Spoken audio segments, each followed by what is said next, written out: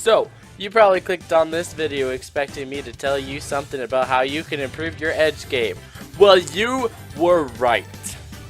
Alright, let's get on with this. This is a very important thing that you need to know, and that's what I'd like to call the edge power position. Now, the edge power position, if you're playing on a battlefield stage, is right under the right or left edge of the platform. The reason why I call this a power position is because it will cover every option. If they want to recover in front of you, you can punish in front of you with a forward smash. If they want to recover behind you, you can punish with a backwards forward smash. If they want to punish, or if they want to recover above you by jumping, you can attack with an up air, an up smash maybe, depending on how high they jump, or even a forward air and just push them back off the edge. This is why I call it a power position. It's very easy to predict what they're going to do, or less so easy to predict what they're going to do, but easier for you to know what you're going to have to do when they decide to do the recovery based on whatever reaction you get from the recovery. Like, there are cues for characters when they recover. Like, when they want to roll, you'll notice that they'll start getting into a roll instead of just standing up. When they want to stand up, they'll do more of an upright recovery. When they want to jump, well, obviously they're going to jump. If you can react to that, then you can hone this power position. That's basically what I'm saying. Go into practice mode and just practice recovers. Like, get a friend or do it yourself or something, but just go into practice mode and have one of them on the ledge and you practice whatever random recovery they decide to do. Especially if it's a friend, I suggest doing it with a friend, because that way it's less predictable and you get used to the unpredictability. But just go with a friend, practice this power position. I guarantee that if you get good at this, people will not be able to recover as easily. That being said, they will also use probably the attack if you start trying to use this power position and not holding shield. So I would suggest be careful about when they decide to attack you off ledge. They can just drop down and attack off ledge, which is very punishable if you read it. So you gotta, if you read that and you see in their habits that they recover by dropping and then jump attacking, get ready for that, because it's a very easy punish. You can easily spike them off the edge if they do that. It's very risky, but if they're unpredictable, chances are they'll probably hit you because you won't expect it, unless you're expecting it. Now, that also being said, they can also recover by doing a recovery attack, which you need to prepare to hold a shield for that as well, because you can't just punish that. They have invincibility frames in it. Sorry, that's just how it is. Unless you're out of their range, which the power position for a lot of characters is not really out of their range, because you need to be in their range for you to attack them, if you understand what I mean. That being said, you could also probably just step back a couple inches, make their attack miss you, and hit the edge of their attack as their hitbox will extend. Now, that's just very basic edge guarding. That's not getting off the ledge. This is things that like Little Mac can do. So if you're a Little Mac main, this is probably the best you can do. But there are better ways to punish off the edge than just that, if you can. The first one I would suggest is baiting them out with a jump. I can't tell you how many times I've killed somebody because they decided to air dodge because I baited them out with just a simple jump. If you jump out a little bit, chances are they'll react to it. They'll think that you're gonna go for them. They'll air dodge, they'll attack, they'll do something. They'll probably just give you a reason why you can punish them. So and don't make it too obvious, because if you do it too many times, they're gonna know that you're just gonna jump out and return back to the stage, getting ready to do what you're actually going to punish them with. So don't do it too often, but add it to your mix-ups of things that you do. Sometimes you jump out, return, and sometimes actually go after them.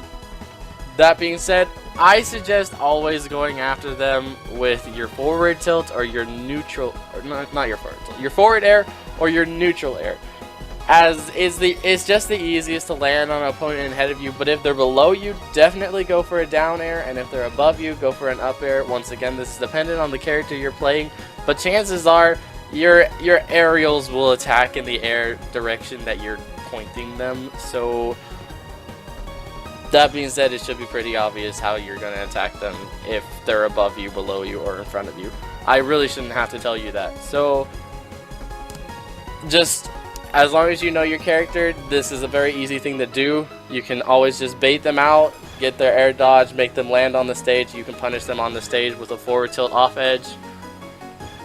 Most of all, the thing you need to know about this game is that there's a lot of predicting in this game, and so if you can predict somebody off the edge, that's probably the biggest advantage you can get, because in this game it is so important to know how to punish your opponents for not recovering properly.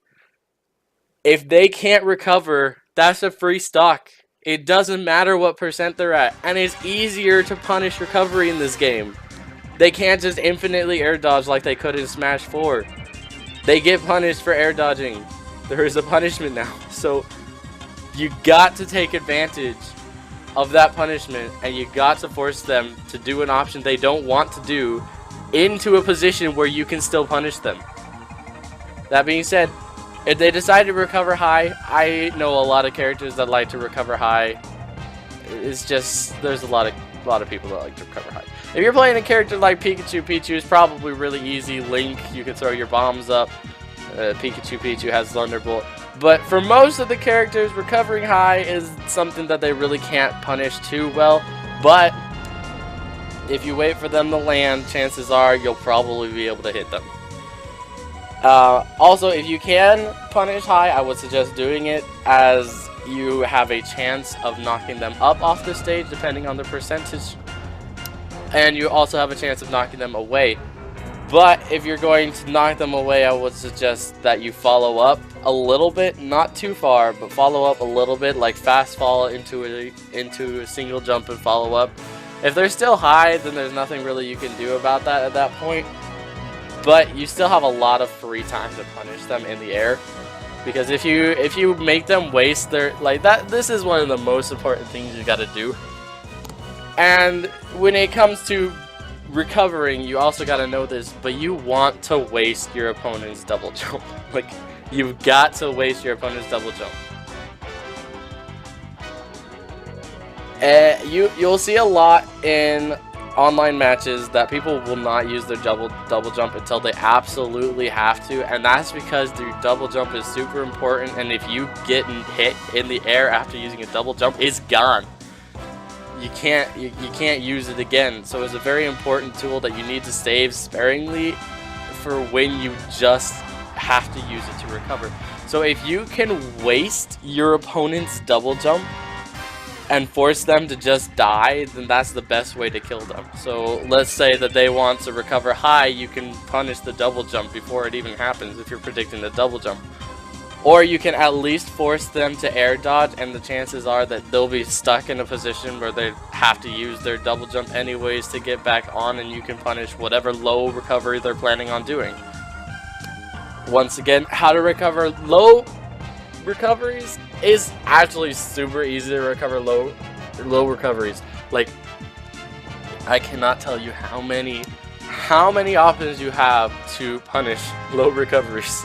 The one I love to do, which takes a little bit of practice, is I love to wait for them to use the recovery, punish them last second before they grab the ledge with the back air, make them hit the ledge, they go flying. There's nothing they can do, they can't recover, their double jump is gone, they're too far away from the edge. That is, unless they're, no, not even K-Rool can do it if they're at high percentages. This is something that you definitely should do at higher percentages more than lower percentages. The chance of them recovering at lower percentages is still pretty high. But if you knock them against the wall and they don't know how to tech the wall, they'll just die. Like, they'll die. So if you know that your opponent is not good at teching, just hit them into the wall. Chances are they'll die. Another good way to punish low recovery, if they don't have a good upward hitbox on the recovery, K-Rool, hit them with a spike. I swear, so many characters have spikes now, it's ridiculous. And some have multiple spikes. It's not really an issue about who has spikes now, so much as it is how do you land spikes, right? Simple enough, you just have to attack downward. Really, you just gotta make sure that you hit the sweet spot on your character. Now, I don't know what your character's sweet spot is, because I don't know what character you're playing, so I can't just tell you what it is. But you know what your sweet spot is for a spike, and so I suggest always going for that spike if you can, and if they can't dodge. If they cannot air dodge, it is free game to go for that spike. Chances are they'll force a recovery, which you can punish if you predict the recovery. And sometimes they just won't be able to recover because you forced the recovery and it wasn't close enough to the ledge. So it's always a good thing to go for a spike as long as you know that you can do it. Like, don't go for stupid spikes where they still can double jump or they can air dodge to safety. Those are bad ideas to go for spikes, because then you're in a position of getting punished. So don't do that. But if you know that you can go for a spike because the only thing they can do is recover, go for that spike. It's an easy stock if you land it. And if you don't land it, they're in a bad position anyways, most of the time. Also, I don't see this a lot, but a good way to punish is to wait for them to get a little bit closer to the ledge. Like, let's say a little bit below the platform. Just run off and forward air them. I don't care really what your forward air is. If you're Mario and your forward air is a spike, then maybe don't forward air them, maybe neutral air them or something. But just knock them away as much as possible. Like I said, you want to get rid of their double jumps. You want to just make them fall off without being able to recover. So just get them away from the edge. That's all you got to do with the edge game, is just get them away from the edge. I know a lot of people probably struggle with killing people at high percentages. That is something that I struggle with, as you could see. It took me forever to kill that Isabelle. She had 200% and I couldn't kill her. It's a funny thing for me to say because I'm playing Pichu, and Pichu's back air I know has a hitbox that can kill at 80% as long as I take it off the edge. But that's another thing you need to know, is what of your abilities can kill off edge. Learn all the abilities that you can do off edge. I suggest practicing on like I said, a friend, or just ask a friend to help you. Do it yourself if you can do it yourself. I don't think it's really all that easy to do that yourself when it comes to being off stage with your other hand and trying to go off stage. Get a friend. Just get a friend. Everybody has a friend, I'm sure. Just get a friend, ask him to do this for you. Just practice what skills and at what percentages you can learn when you can kill your opponents, because like I said, it's very important to get your opponents dead as fast as possible. You do not want to see them at like 150%, because not only is that a waste of all that damage you did to them, but they are in super rage mode like right now. They are super rage, which means their knockback is ridiculous. If they get you to high percentage, chances are you're gonna go flying before they get sent flying. I can't say words. Chances are you'll get sent flying faster than they will get sent flying. All right. That being said, another thing I suggest you to practice is how far away you can recover. Just jump out or whatever and just see how far your character can recover. It's not a bad thing to do. Like, for instance, I know Yoshi can recover from the bottom left of most of the maps, as long as he has his double jump, that is. If he doesn't have his double jump, he's pretty much screwed. But like I said, he can recover from some ridiculous distances. Pichu can recover from ridiculous distances. They can even go under map with recoveries, depending on the map.